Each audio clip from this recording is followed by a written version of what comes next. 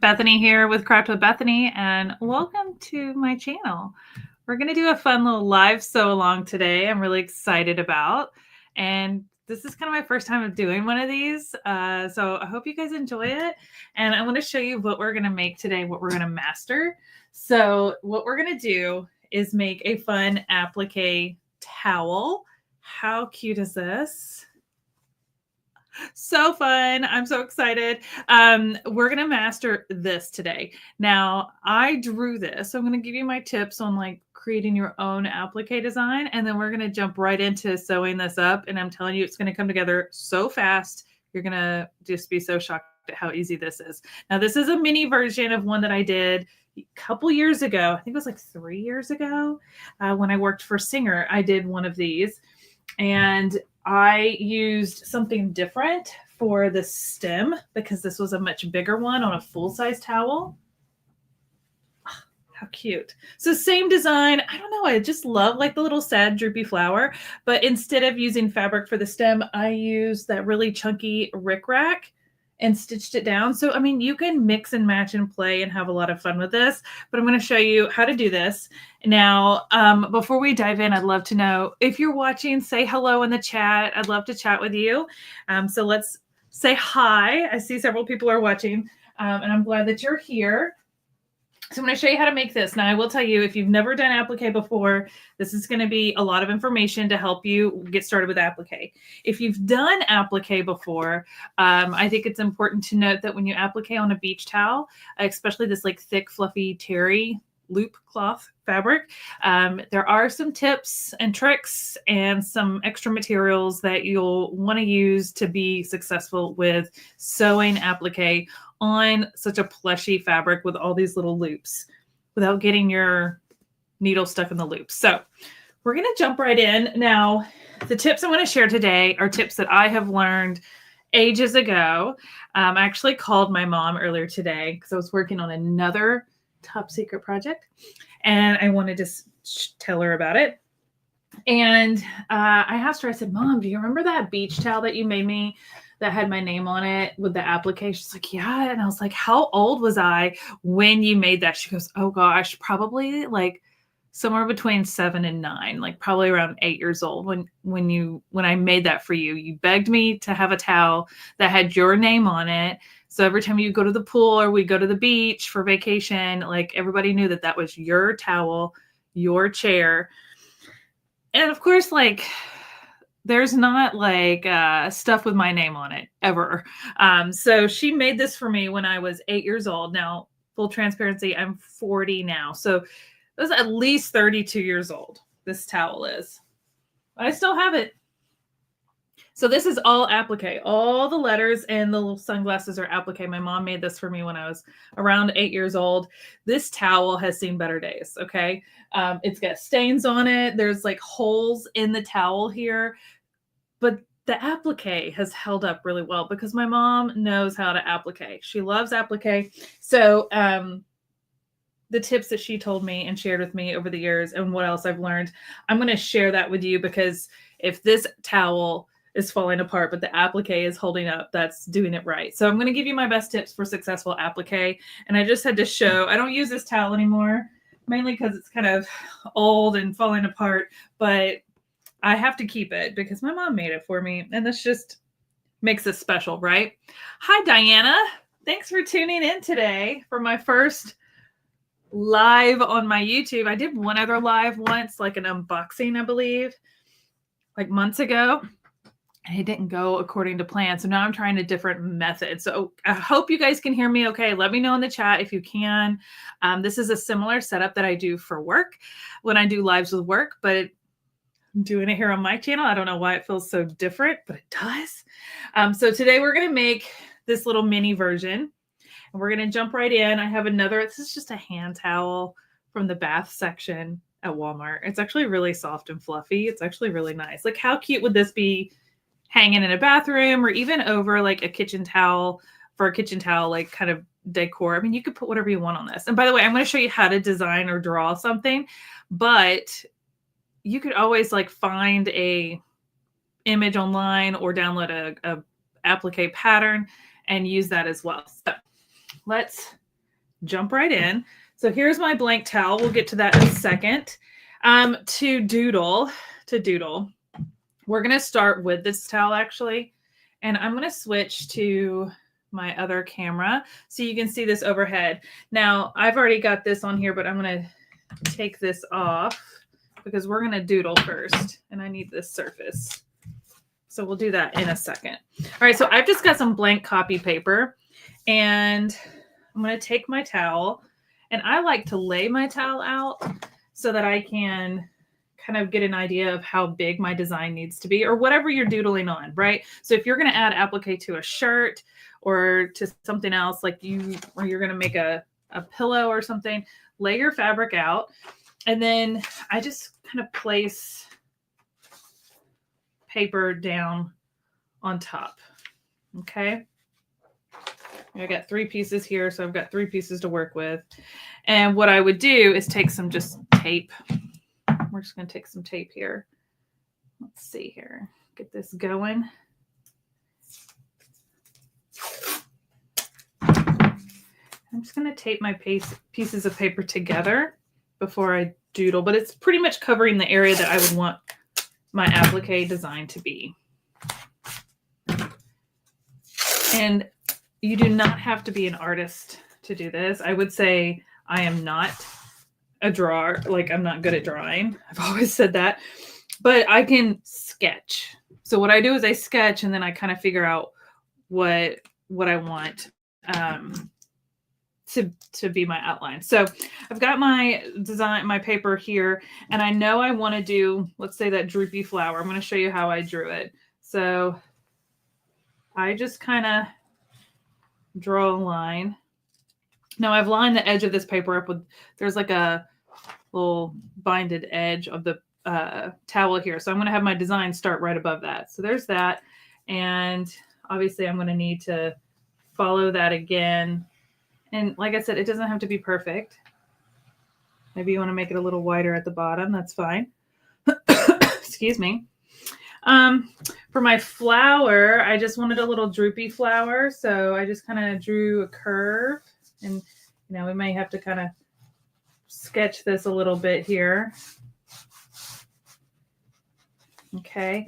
And then for the petals, this was the part that was always hard for me to get them right. And this flower is kind of getting big. So what I would probably need to do is go, okay, is this really working, or do I need to size down a little bit? But we'll just kind of pretend for now. So I kind of quarter this. Okay, there's my quarter. And I'm just going to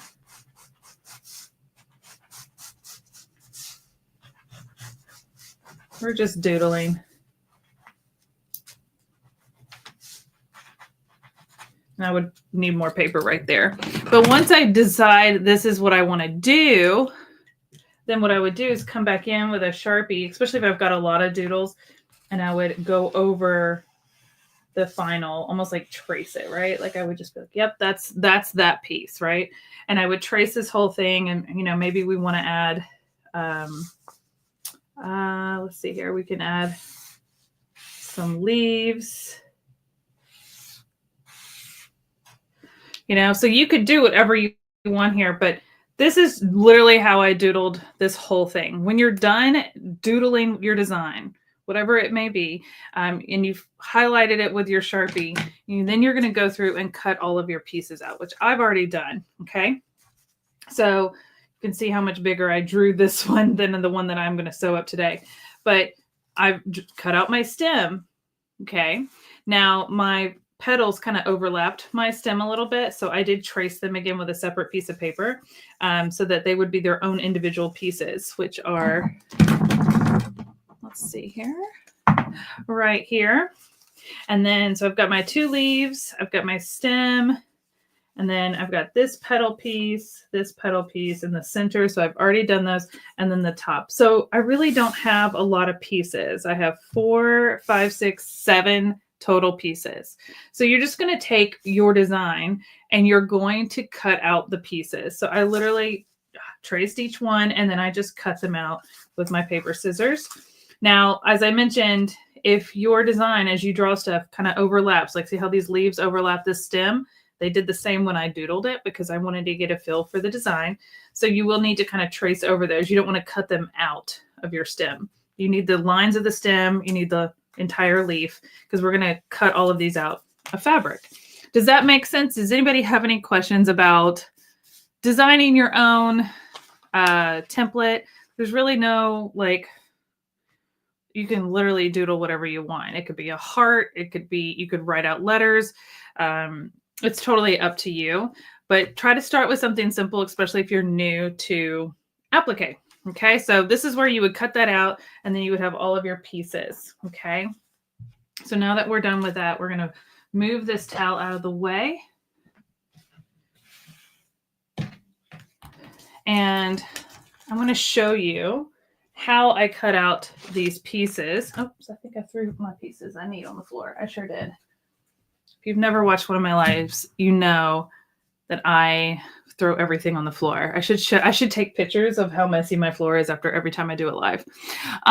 Let's see here. Jadira says, I was late. What paper are you using? This is straight out of my printer. This is just copy paper out of my printer. And I tape it together with just some masking tape or Scotch tape. Doesn't really matter. And I laid it over my towel so I could decide and start drawing what I want to applique on my towel to make sure it fits the right size. Okay, so great question. Just some copy paper, nothing fancy. I used a pen to kind of sketch, and then I take a Sharpie and highlight over those areas, basically just to say like, oh, yep, this is the shape I want. So it makes it easier for me to cut it out. I have a clear line to follow. So that's all I'm doing. Could be just like that. And you would just keep going. And then you would cut each of these pieces out, and then you would take those pieces and you would need to trace it onto your fabric. Now, I've already cut out my pieces except for my leaves, just so I could show you for time's sake.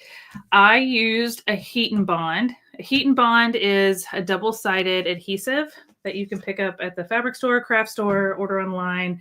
But when you peel the paper back, see if I can get it started. There it goes. When you peel the paper back, you see how the fabric is shiny now on the back side? That's the adhesive. Okay, so this is what's going to adhere it to our towel so it doesn't shift and move while we stitch it down. But before we take that paper backing off, and we just press this right onto the fabric, okay? Before we take this off, we want to trace on our last two leaves, and we're going to draw and cut them out.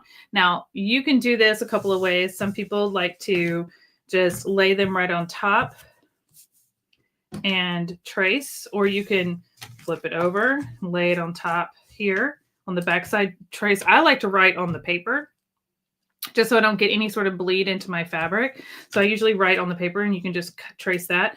But if you're using a fabric that's directional or has a specific print, let's say it had a design on the fabric and I wanted to make sure that design was right in the middle of this, that's where that light board comes into play. So I'm going to turn on my Caterpillar Glow light board and use it to make sure that I can get my pieces traced exactly how I want them.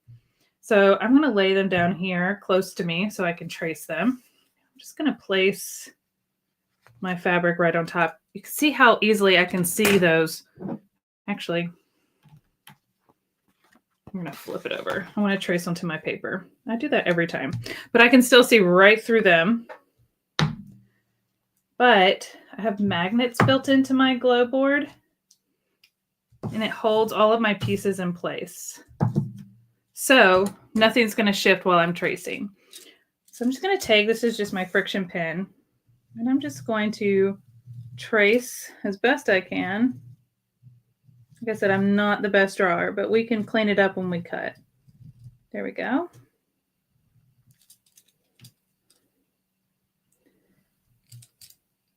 Like I said, I'm not the best at drawing. I'm more of a sketcher. So drawing a straight line is a struggle for me. All right, here we go. So I'm going to just trace my pattern that I drew. And these are going to be my leaves. I'm tracing it right onto the paper on the back of the heat and bond that I've already pressed onto the back of the fabric. So there's my 2 pieces. And I'm telling you, this whole setup and being able to see through it makes a world of difference. When I'm done, I'll take my little magnets and set those aside. Set my pieces aside. I don't get rid of any of my pieces, because what if I want to make it again, right? And then I'm just going to cut this out.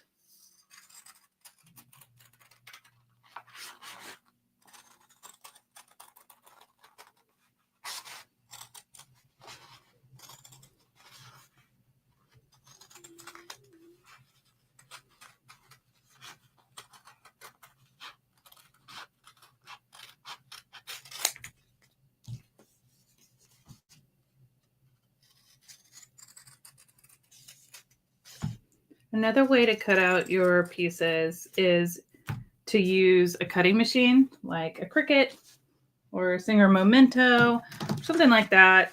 You can either design stuff right in their software, you can upload a design into the software, or you can scan your doodle and cut it out that way as well. So there's other ways to cut out applique pieces, especially detailed applique pieces like those letters that my mom did on my towel.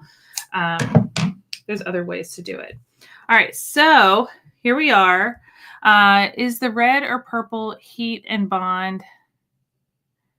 I want to say it's the purple. It's like a light heat. It really doesn't matter which heat and bond. That's a good question. There's different strengths to heat and bond. I would say at least a light hold, maybe a medium hold. I just grabbed what I had in my drawer, and I want to say it was the purple one. And I feel like that might be the light hold, but don't quote me on that. I don't have the packaging in here. All right, so now we're going to take my towel, make sure it's right side up. So there is this like design on this side of the towel, which is supposed to be like the front or right side, but I don't want to mess with that. I want it to be nice and flat, my applique. So I'm actually just going to stitch it on the opposite side. Just totally fine. It's my design. We can do whatever we want, right? That's the fun part of sewing. I do like to leave my light board on just for laying everything out, but you don't have to. It's up to you. And I already cut out these pieces.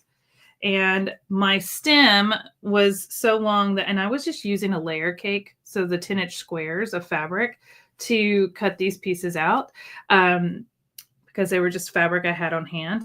So you can do that, but sometimes your pieces might be bigger than the fabric. So you may have to split them. So I had to split my stem into 2 different pieces, which is totally fine.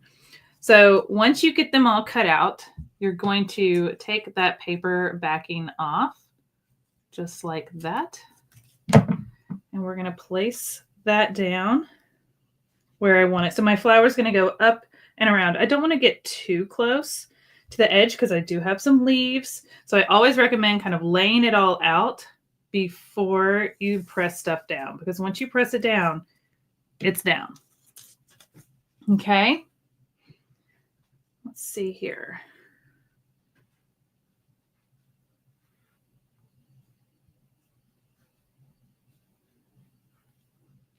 And I do kind of overlap this just a little bit so it hides that raw edge. I'm going to slide that down.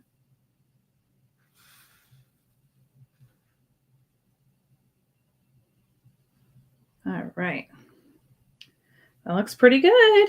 So far, so good. All right, my next piece would be the top of the flower. And then I have my 3 pieces of the petals. I'm going to take all the paper off of those.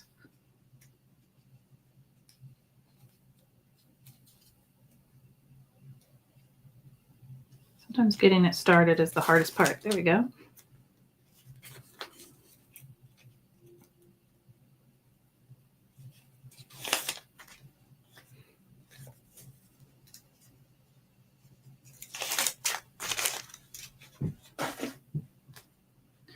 All right, so this will kind of go like this, and like this.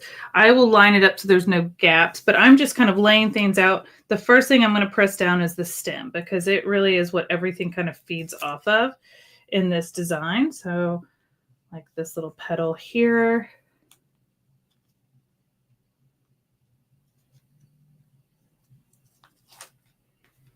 And then this little petal down here.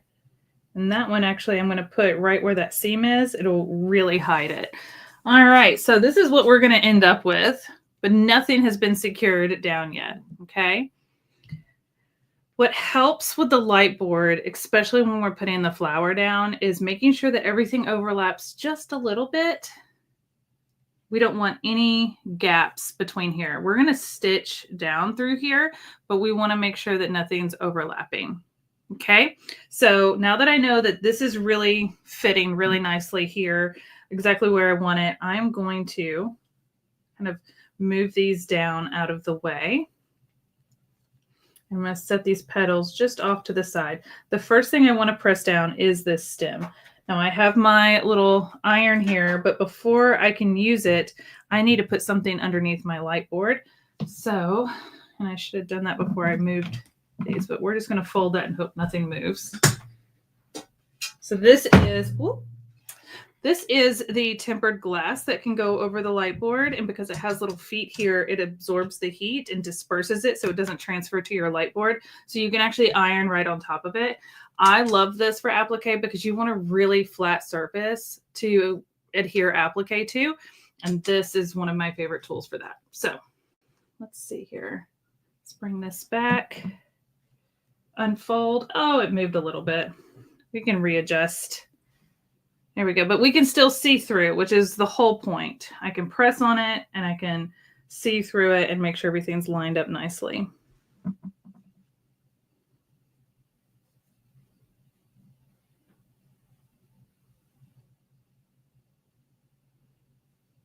There we go.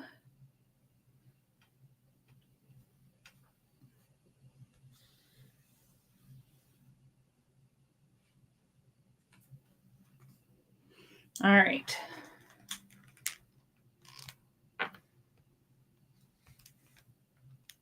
It doesn't take much.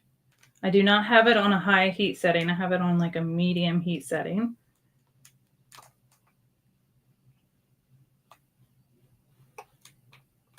There we go. It is all pressed down. Now, one of my tips for applique, whether it's on a towel or a quilt or a shirt or whatever, that when you're ready to stitch is the same time that you press it down.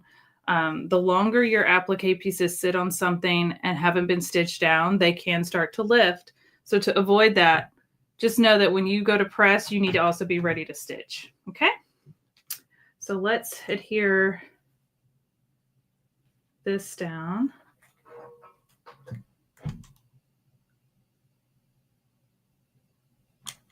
There we go.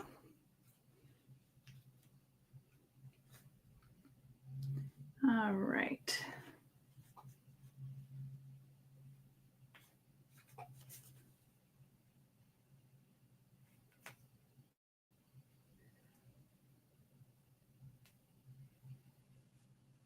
I like to do the whole flower in one shot. And I don't know if you can tell on camera, but I have the blue kind of resting on top of the two side pieces because I'm going to stitch all the way around the blue, which I will explain in a minute. But I am going to try to get all of this at once. There we go.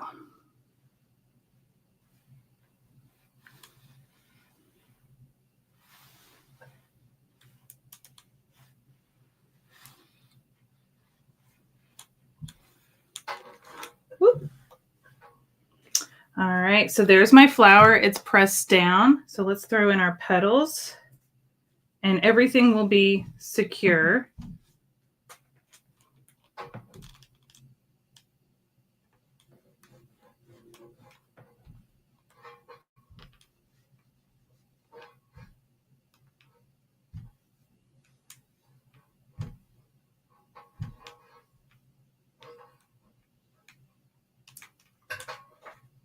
There we go.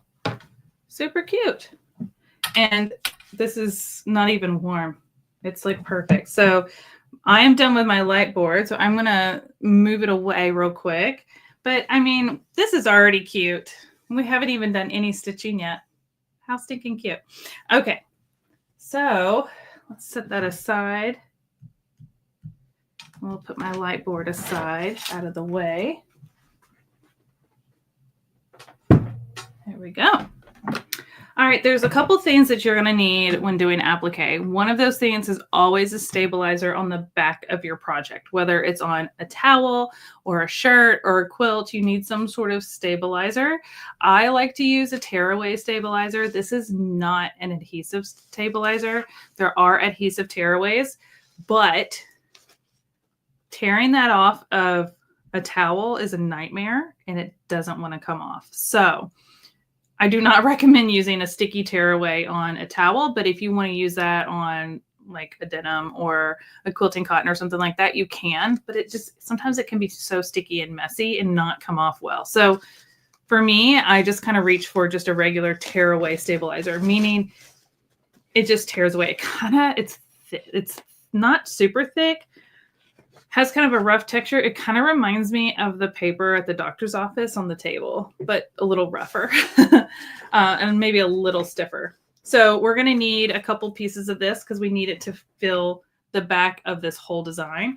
And mine is not super wide. You can get wider rolls, but we'll need a couple of pieces that will cover the entire back of our design.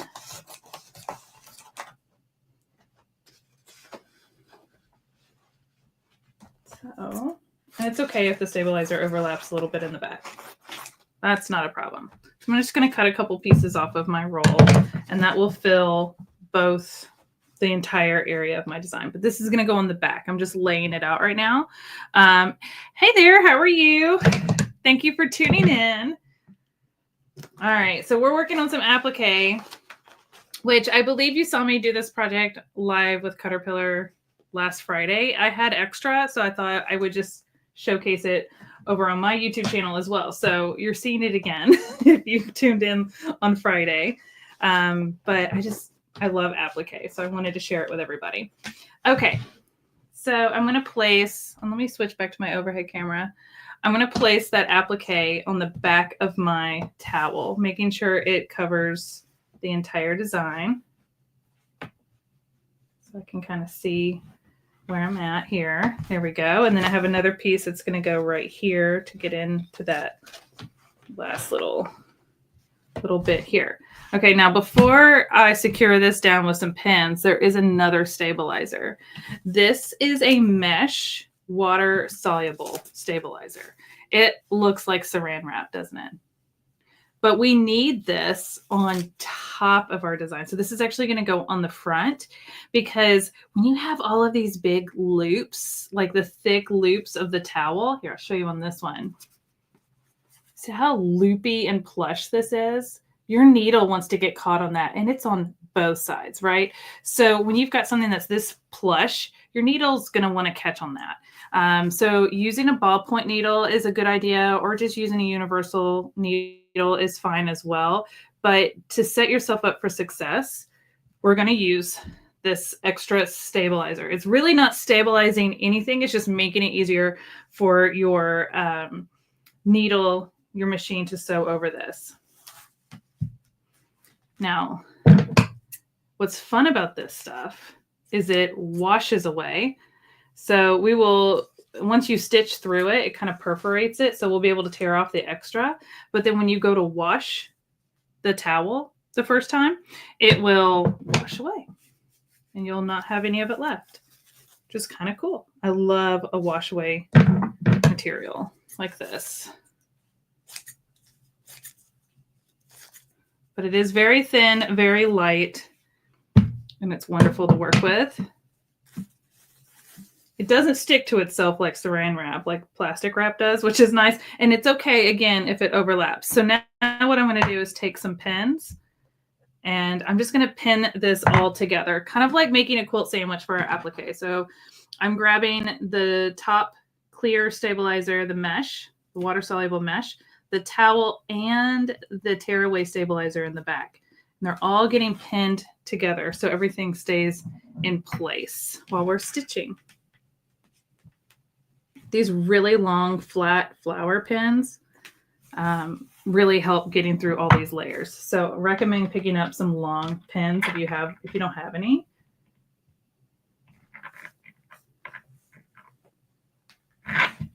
And this top one doesn't have to lay super flat. You're gonna have some wrinkles in it, and that's totally fine.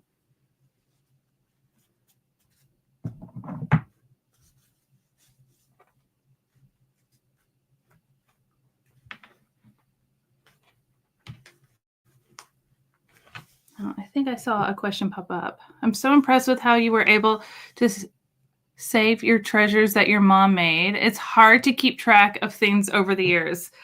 Yeah, I don't know how I ended up with it still, but I'm so grateful I have it.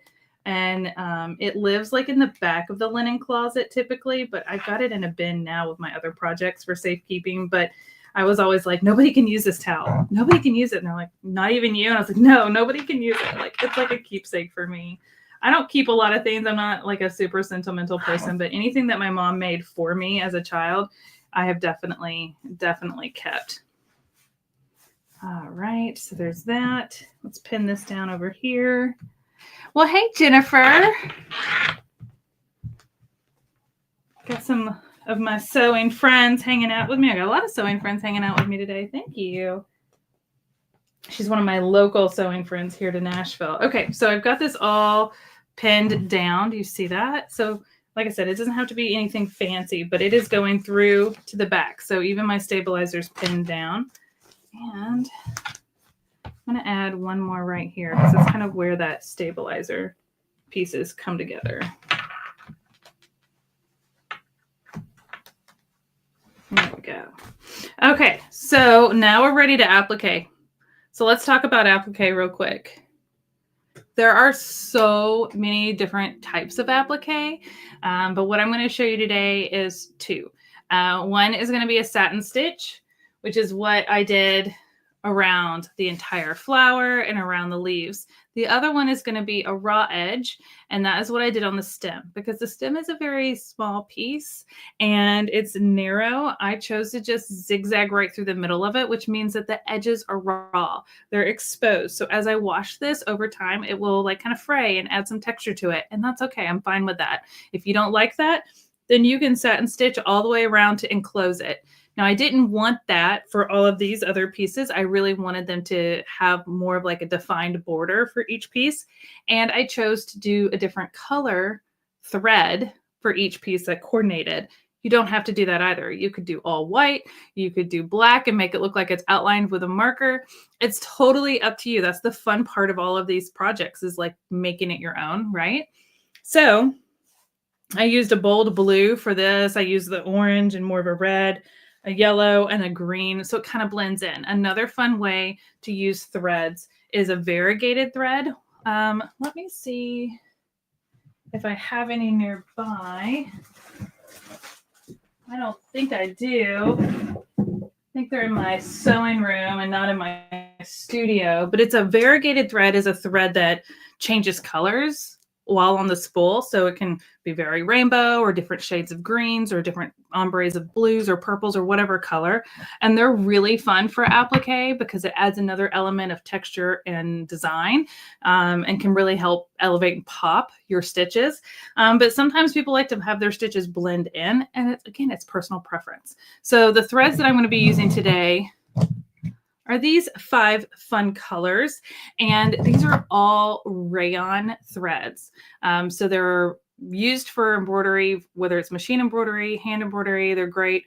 Specifically, machine embroidery is what I use these for the most, and applique. I use these for my satin stitch because they have a sheen to them. They're a little shiny. You see how shiny they are?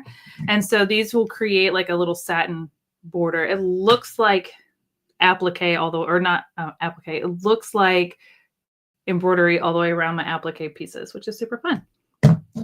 So we're going to use this thread in the top. I'm just using a cotton white in the bottom in my bobbin, and we're going to swap my thread out real quick, and then we'll talk about stitches. And I'm actually going to start with the grain. We're going to stitch the stem down first, and then we'll do the rest. And I'm going to show you the settings I use on my machine as well.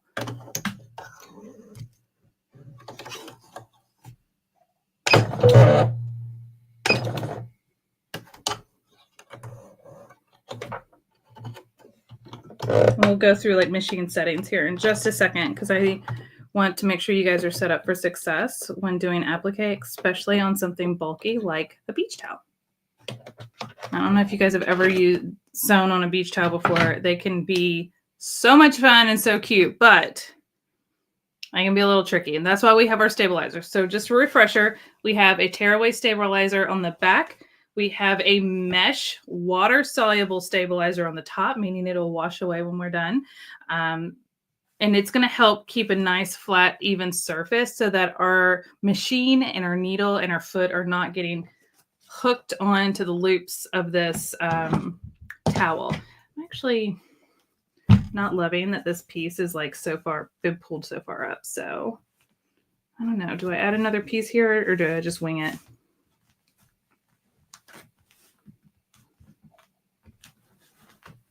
I think we just wing it. I'm used to winging it. Okay. It's just, it covers my design, but it's kind of close. That's okay. Okay, so we're going to start with the machine. Let's go over the machine, and let me bring that camera. I have a different camera just for my machine, so you guys have a really good angle of it. And we're going to talk about the machine. Let's see here. Jess says, I got some of the water-soluble stuff during my last Joanne's trip. I'm so glad you picked some up and they still had it. That was fortunate. Yeah, I don't know where I'm going to get all my stabilizers moving forward, but I'll have to find somewhere. All right, let me switch over here real quick. There we go. Can everybody see my machine? So I'm using my Singer Heavy Duty. We're going to set this to a zigzag stitch.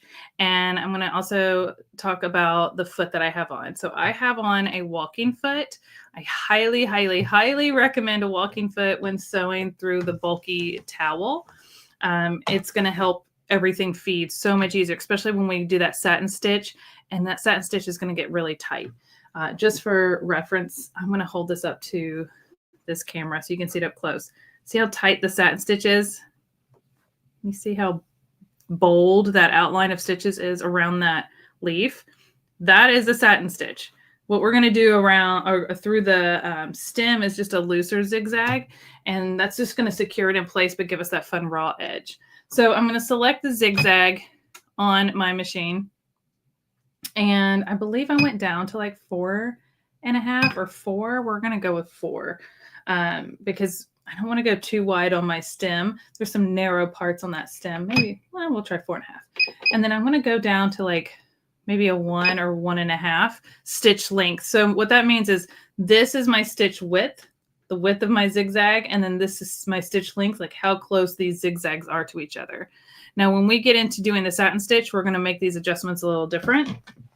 But we're going to start right here, and I'm actually going to move that out of the way, my keyboard. And we're just going to slide everything right in and lower the foot. And I will recommend that you always keep 2 hands very close and flat and kind of keeping everything moving easily through the machine. Okay. Don't just kind of be like willy-nilly. You don't want any ripples. You want everything to be laying nice and flat. I'm not putting any resistance. I'm not going to be pushing anything through. It's just going to be help keeping everything smooth as we stitch through. Okay. So I'm going to drop my needle and do a couple of stitches and then do a few little back stitches here. Now this one is, oh, that looks good. I'm just kind of pulling on it here. And I am stitching through the center of my stem. I am following the stem. Give me 1 second, and I'm going to change one thing real quick. So let me, just so I don't make you guys dizzy, I'm going to switch this real quick. I want you guys to be able to see a little bit better. It's hard with lighting in here because it's really bright. We'll see if that works. Let's try that again. Is that a better angle for you guys? I hope so. Might be a little blurry because of lighting, but I'll do my best.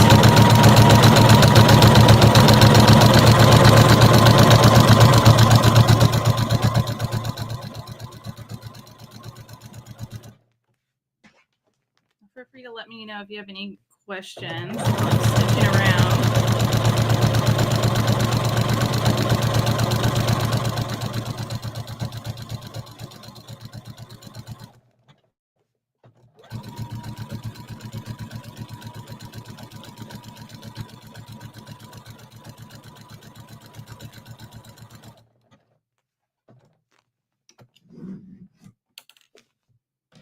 Now, if you do need to like stop and pivot, especially on some of these tighter curves, you want to leave your needle in the down position and then lift your foot like you just saw me do, and then pivot your fabric and then keep going.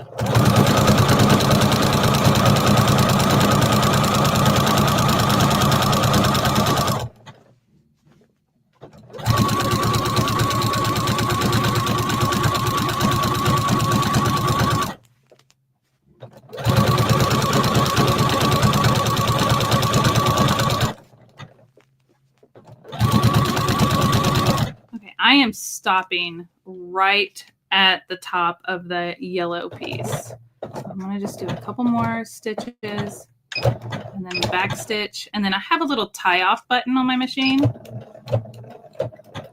and then a scissor snip. And that ties everything off and brings it to the back. So I don't have to worry about this fraying.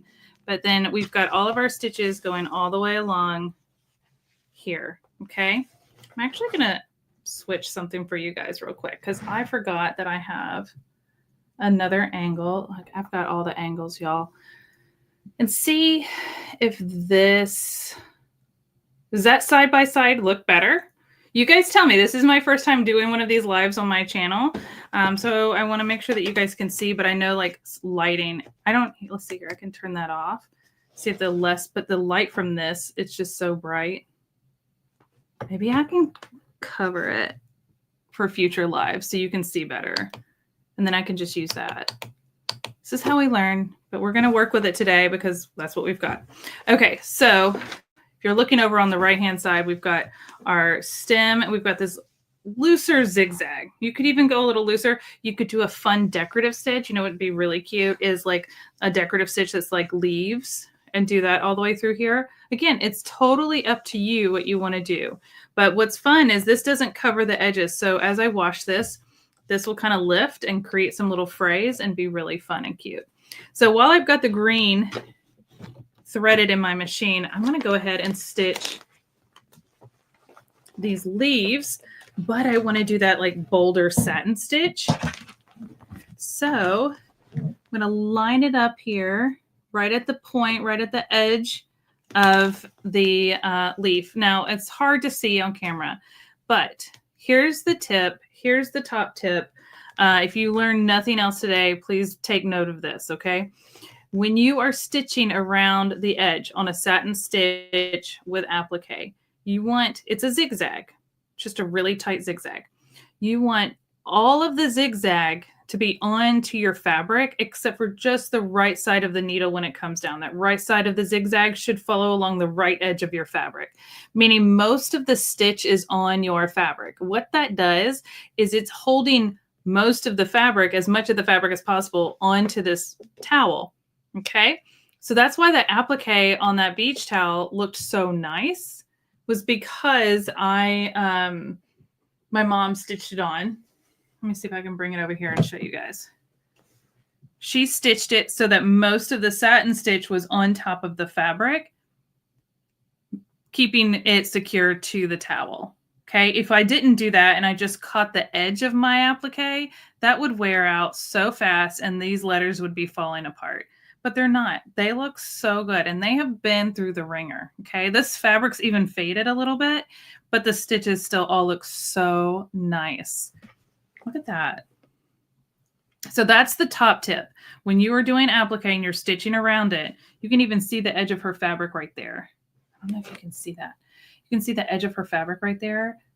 That means 99% of her stitch is on the fabric, and then just that right side of the zigzag as she was going around is just off catching it. So that's enclosing those edges so you won't get any fraying, and it's securing it for life. Okay, this towel is kind of embarrassing to show because it's so gross, but the applique speaks for itself. With the right method, it will last. Okay, so as you're doing this, just make sure, I always like drop my needle and go, okay, where is it? What are we doing? And we're going to make sure that it's following that edge. Okay. I am going to switch you guys real quick again, because I want to show you.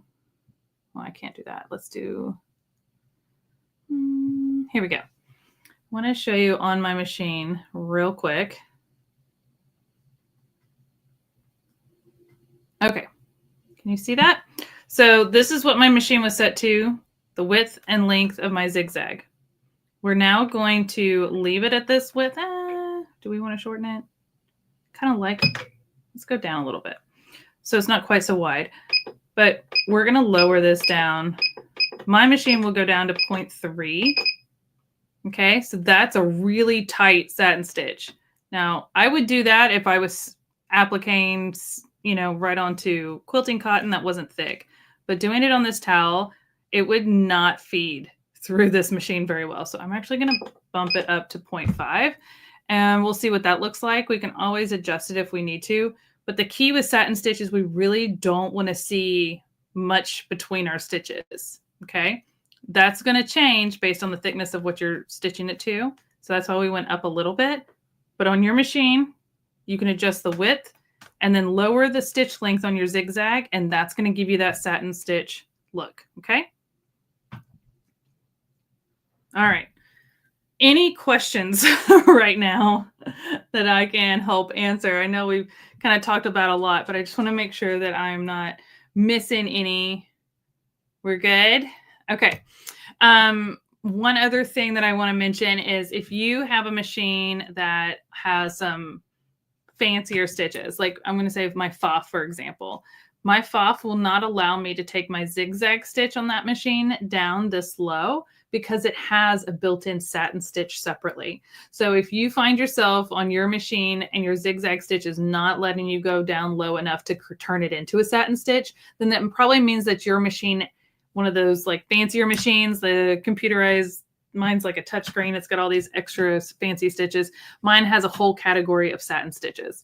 And that's where my satin stitch lives. So I actually have to go in and use that one versus a zigzag for a satin stitch. But on most machines, you don't need to worry about that. I just like to mention it because when I first sat down to do a satin stitch on my FOF, I was like, where is it? And why can I not make my zigzag into a satin stitch? I think it's silly, but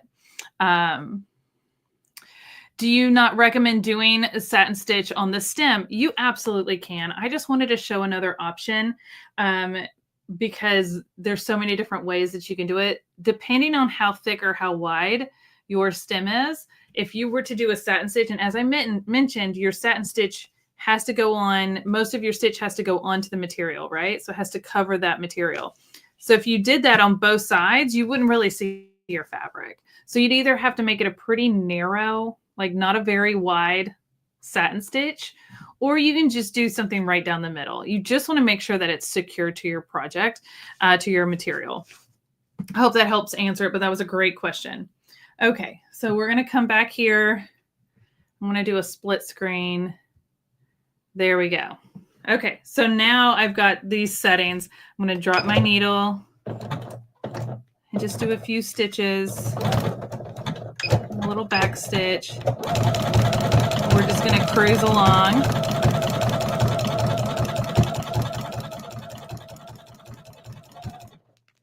And as you see it come out this way, we'll be able to see like, hey, is this like a good length? This is looking actually really nice. One thing I do recommend doing is once you find a satin stitch that you like, the settings on your machine, write them down.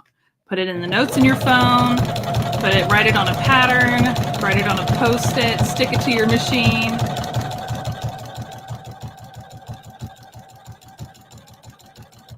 See how nice that is coming off? Like, it is a nice little border there.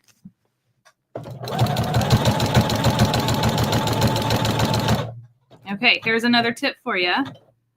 When you have to go pivot, turn, curves, whatever, when doing a satin stitch, always leave your needle in the right down position, the down on the right side of that zigzag.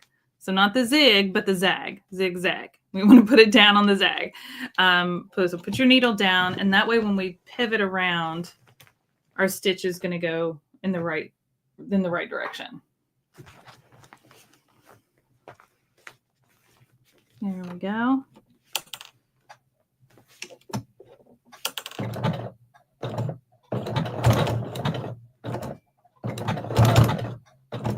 Always kind of take it slow around these curves and sharp points.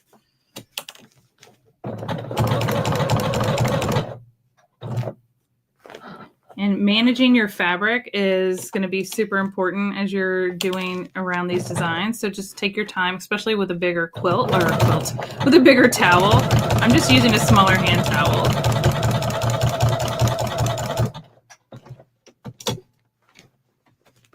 If you're getting any sort of resistance whatsoever, you need to stop and readjust.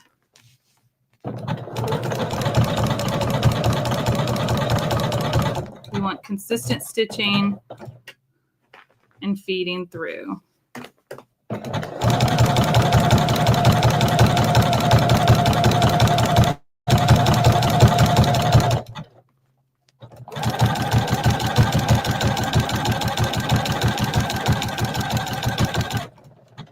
Now, before I get all the way back, I have a little tail here from where we got started from my thread. I am going to snip that.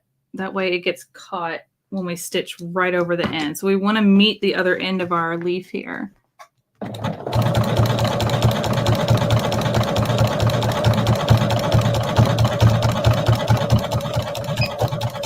Little back stitch, do a little tie off,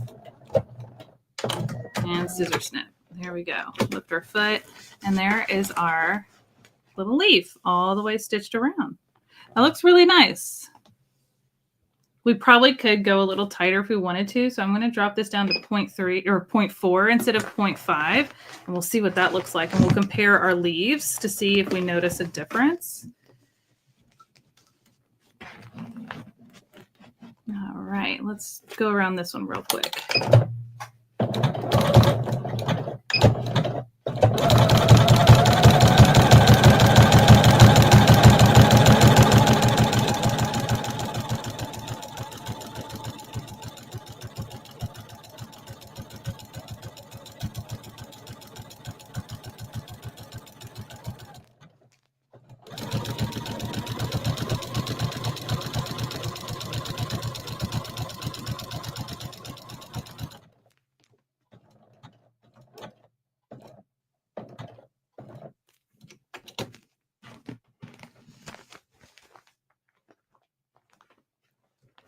Right. The other thing you kind of have to manage is not getting poked by your pins as you're like maneuvering stuff around. It happens though. It's not too bad.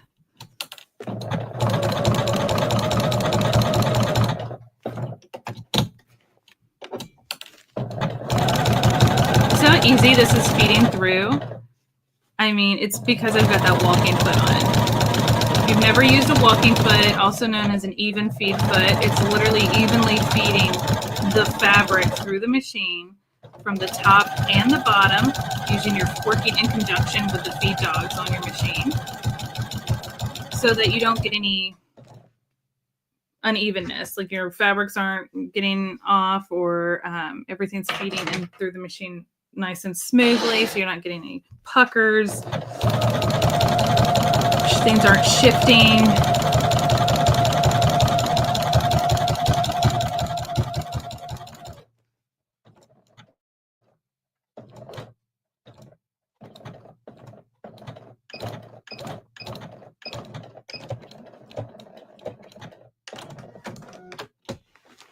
we go. Okay, so let's see here. I'll pull this out. Can you guys see that? So this one was 0.4 stitch length. This one was 0.5. Not a huge difference, but since it's a slight difference, because this fed through so easy, I think I'm going to stick to the 0.4 because I can see my like fabric a little bit through here.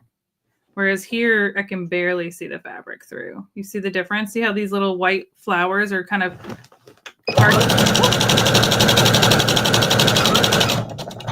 Well, I just stitched my towel. I hit the play button on my machine. How funny is that? That's okay. We can pick that out. Look, now I've got some green stitches right here. That's too funny. It just went to town, didn't it? Gotta love lives. Anything can happen.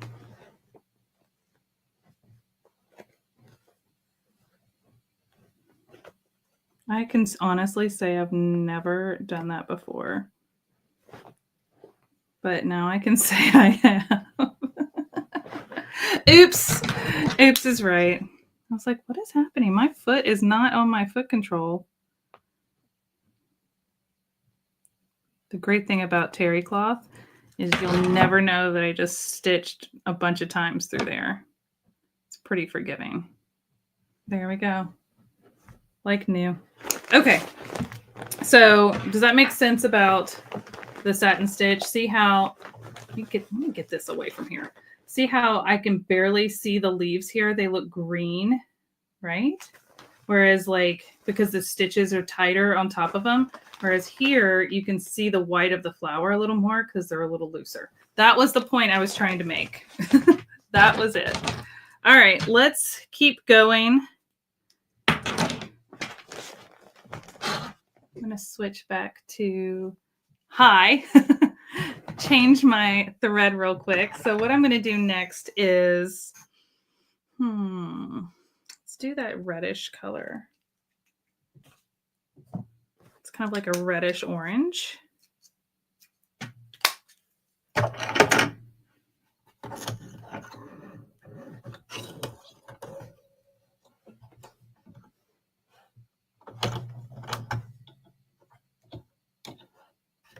By the way, if you are not using your automatic needle threader, if you have one on your machine, because you don't know how to use it, you need to learn how to use it. I've already threaded my whole machine in 2 seconds. Yeah, I agree, Jess. The second one does look nicer, so we're going to stick with it. And this is how you like learn, right? You just kind of like play and practice and have fun. All right, so this next piece I'm going to do is this leaf, this petal right here. I'm going to start here at this point where they meet. I'm going to start here and I'm going to go up and around to the yellow. I'm not going to sew across this top part because I'm going to encapsulate that with the yellow. So let's talk about this real quick. Actually, I'm going to switch to, I have too many camera angles and my remote is gone. Let me switch cameras real quick. I want to show this to you guys up close. I think it's important for you to see. So let me just make this bold. Okay. When you go to stitch things that are touching, the order that you stitch it in matters, which is why I wanted to talk about it. So you have to kind of plan this out.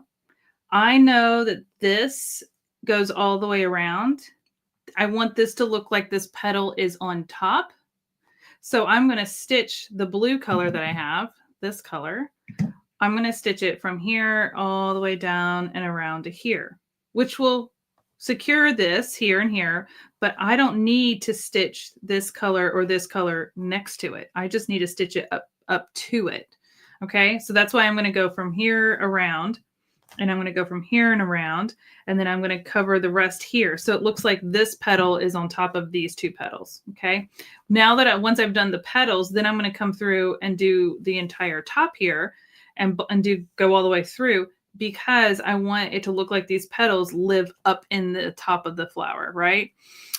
So again, I hope that makes sense, but you do have to kind of take a pause and go, okay, not only am I choosing to switch colors, but what order am I stitching it in? So even if you weren't switching colors, you would still need to decide, where am I starting and stop points? What do I want the dimension to be? I want this one to be the petal that sits on top of these two. Okay, so I'm going to stitch that one last. And then I want all of these petals to live inside the bud, the top of the flower. So I'm going to stitch that after the petals. So it just is a little planning, can go a long way. And I just want you guys to think of it when you're planning your applique. Okay, so let me switch you guys back to see. There we go. Both angles of the machine. And we're going to start with this orangey petal. I have not changed the settings of the stitch, just so you guys know. I'm going to use the ones that I used on that last petal. And I want to make sure that I start right at the edge of the blue. So when I stitch around the blue, that I'm catching, there's not going to be a gap between my stitches. Okay.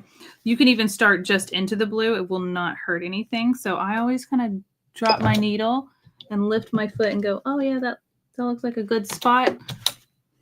And we're ready to go.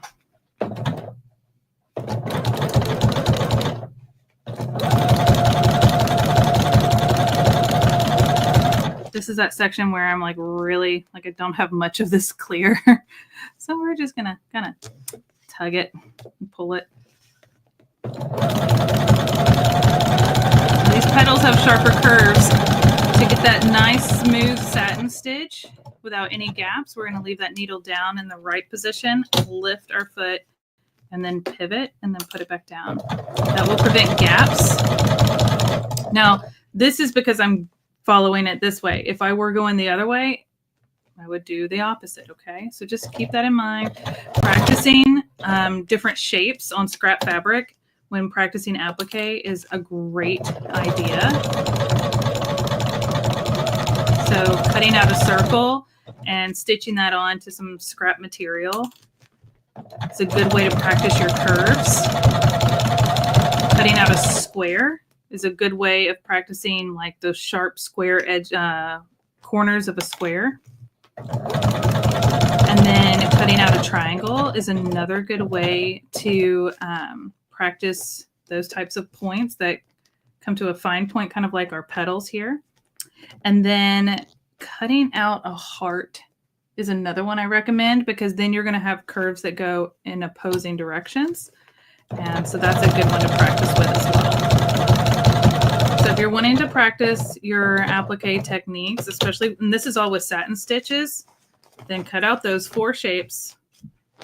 Don't make them tiny, but cut out those 4 shapes and just practice stitching around them.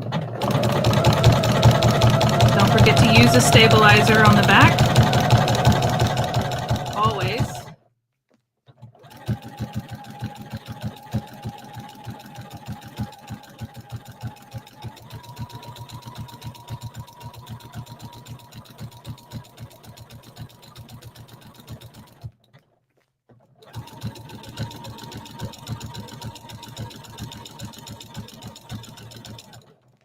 I am going to stitch right up to the yellow.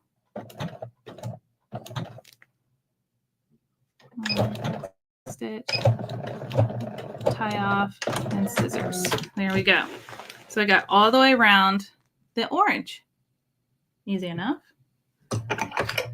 So let's switch colors again. And we're going to do the other orange, the lighter orange, next.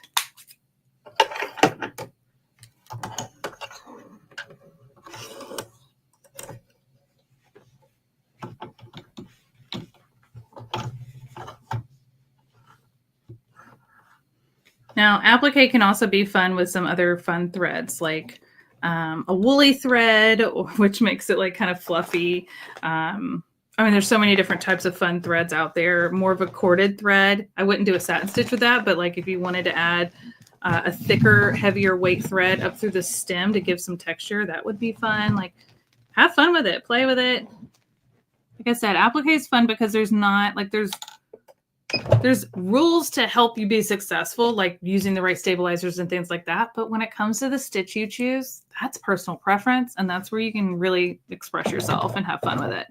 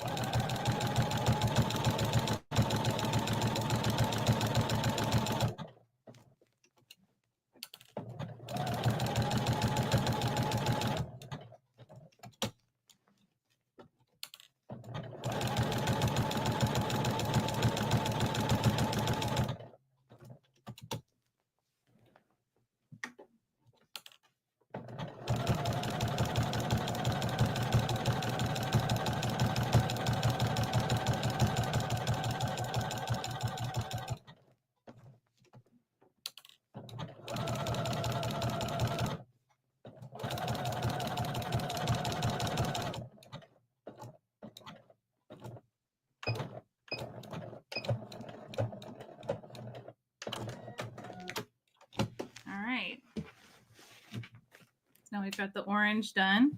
I just realized I didn't switch you guys back over to this camera. So you got to watch my serious focused face while I was stitching that. All right, so now we're going to do the last petal, which is this fun blue color. Get that threaded.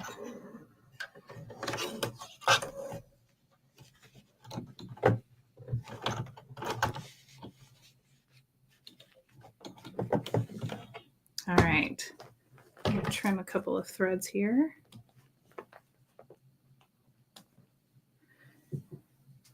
And try not to throw them on the floor.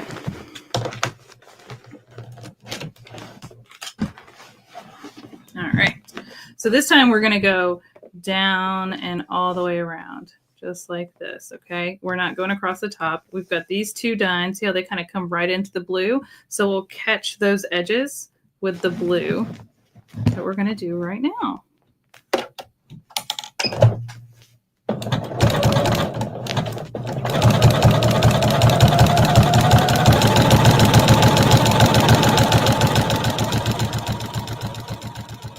I'm still using this blue as that right edge, just like I do here.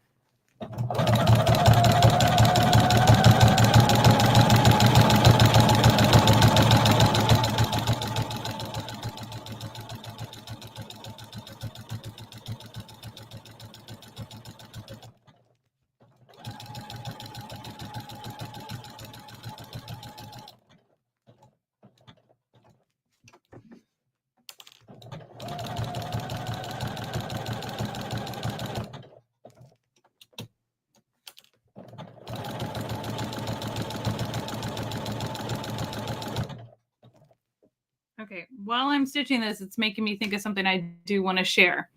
So see how there's a lot more white in this floral pattern? So when I get to the white edge of this flower and the white towel, it's hard to see the edge of my fabric. If you are, obviously you need to use a walking foot for this type of project. So you just kind of have to take your time and take it slow. But if you are sewing on a thinner fabric that's not a towel and you don't need a walking foot, use an open toe foot. Let me see if I have one in here. Do I? I don't know. Let's take some of these things out and see if I can find an open toe foot. Oh, I think this is one.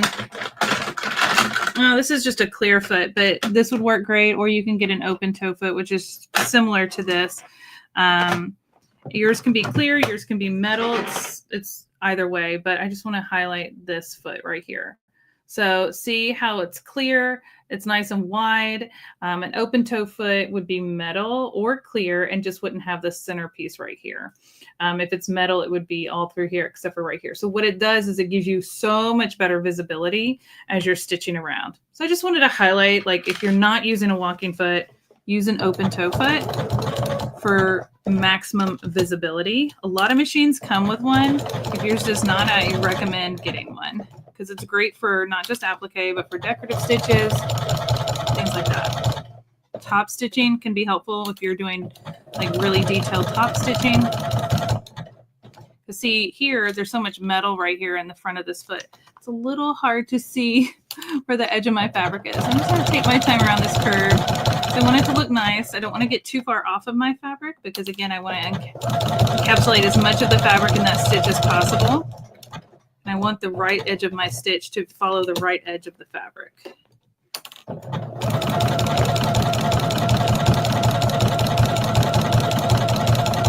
I think we had a question. Do the little pivots create gaps in the stitching? It should not, Donna, if you were stopping your needle to the right. Okay, so keep your needle down to the right, lift and pivot. It should not create gaps.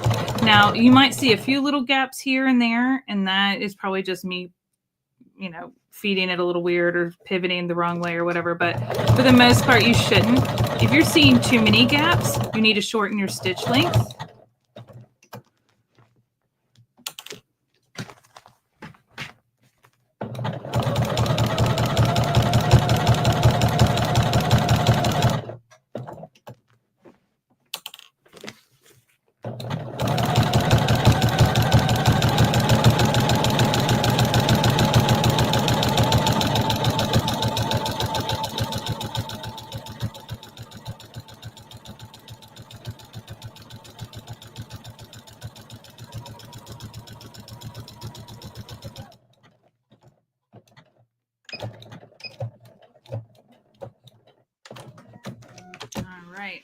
So there's that one all done. So I've got all of my petals done, and I'm going to snip my little starter thread here, and we're going to switch to the last color, and then we're done with this whole project. Jennifer says an open toe foot is essential for foundation paper piecing also. It's a huge help. Yes, it's probably one of the most commonly used feet that I personally use outside of a walking foot and a universal foot, like an all-purpose sewing foot. An open toe foot is a one that I reach for often. There we go. Okay. Now we're going to go around this yellow section. It really doesn't matter where you start. It's up to you. I'm just going to start right here in this corner.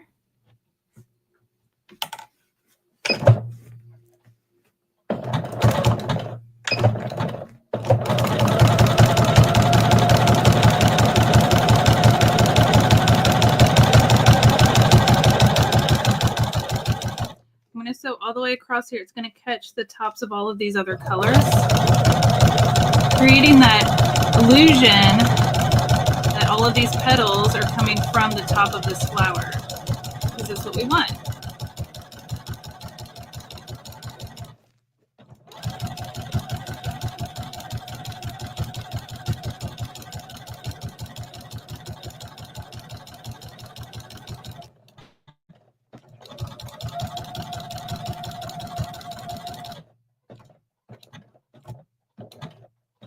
All right, needles down in the right position. I'm going to turn.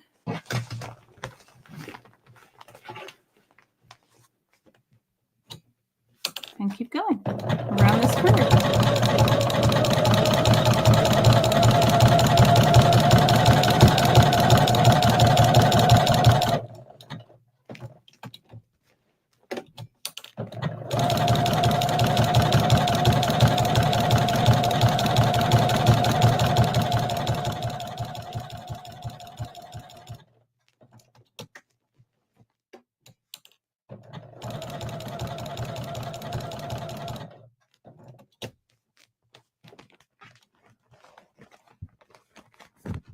My material is getting hung up on this microphone.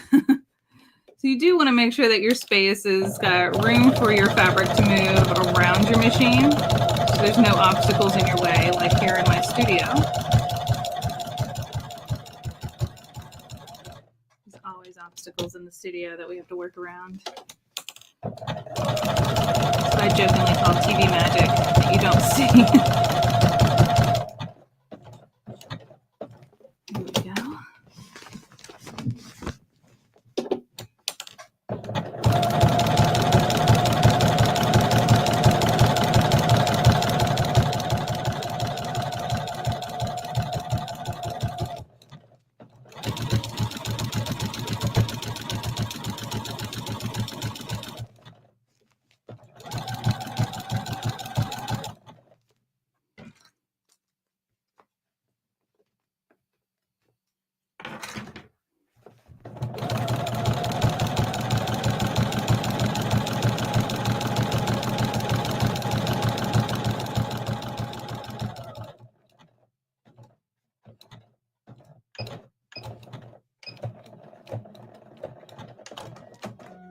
There we go. It's all done.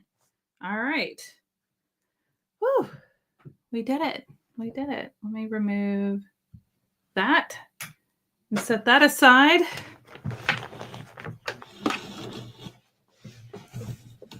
Give me my towel. There we go. All right. So this is what we're left with. Okay. So we're going to remove all of our pins because we've done all of our stitching. Oh, my arm touched that. Let's see here.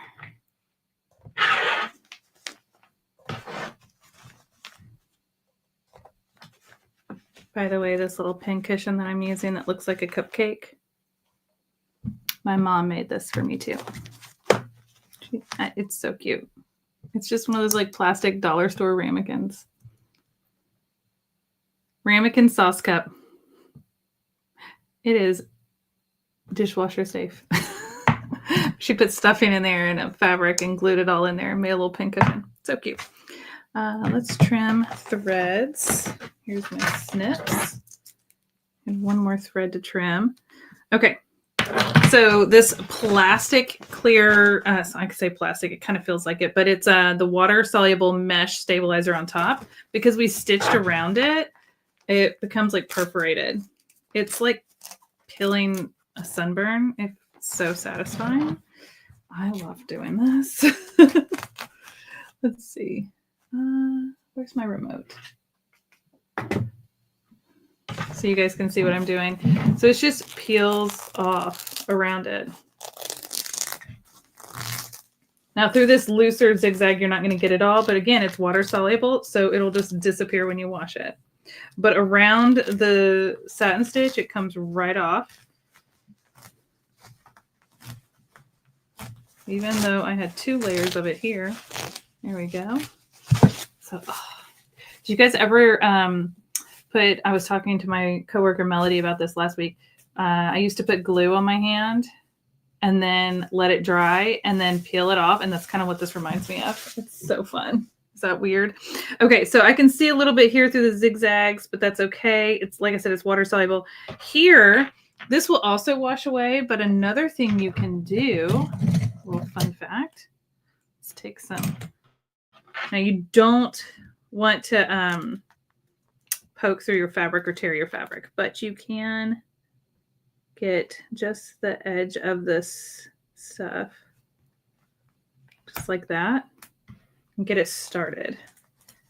And you can remove it from the center if you want. You don't have to. Like I said, it's water soluble, but you can do that to this if you want. Okay. So when you're done, it'll look like this. It won't be shiny. These are still shiny because they still have that stabilizer, that mesh stabilizer. Now let's flip it over. We have our tearaway stabilizer on the back, and we do need to remove it. And it kind of literally does what it says. It tears right away.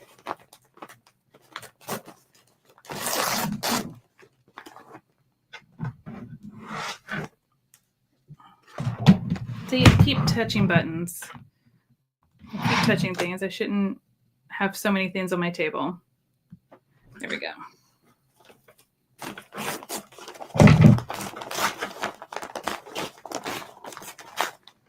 Now this is not water soluble. So if you put this in the wash and don't remove this stabilizer, you're gonna have, like, you know, whenever you have like a receipt or piece of paper left in a pocket and you wash and it's all over your washer and dryer, that's what's gonna happen. So you do want to take the time to remove this tearaway stabilizer, including from inside of here. And that's where you're gonna use that seam ripper again to kind of loosen it, and it'll pop right out. Now you're going to have a little bit left under these stitches. That's okay. It's there to stabilize the stitches, but we don't want a lot.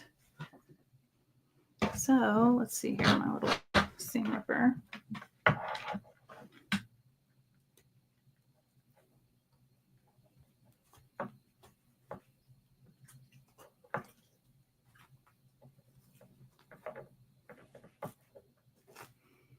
Now you can see why I said don't use the sticky tearaway, because it would be a nightmare.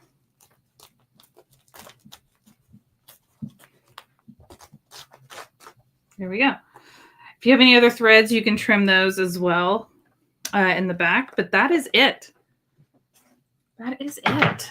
This is the front of our project. How cute is that? I think it turned out cute. So now I have 1 and 2 that match. That's funny because this one's, the flower's facing down a little more than this one, because it's all about how you place it on. So even though I use the exact same pieces and template that I made the other day when I made this originally, they still look slightly different. This one's kind of more pointed out, whereas this one's more pointed down. But somehow, without even looking at this one, I put the petals in the same place. How funny is that?